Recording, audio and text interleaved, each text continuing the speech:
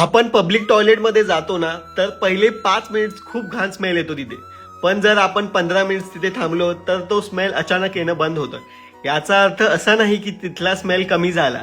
नाही नाही, आपणच यूज टू झालो त्या सिच्युएशनला. हेच होतं आपल्या रिअल लाईफमध्ये. तुम्हाला हे तेव्हा कळतं जेव्हा तुम्ही त्या जागेतनं बाहेर पडता, नवीन लोकांना भेटता. तेच सांगतात तुझ्यात तर पब्लिक टॉयलेट सारखा स्मेल येतोय, कारण तू तिथे जास्त वेळ थांबला होतास. समजते? चुकीची जागा, चुकीचे लोक, चुकीचं वातावरण. आपण जर तिथे खूप वेळ राहिलो तर आपल्याला नॉर्मल वाटायला सुरुवात होते.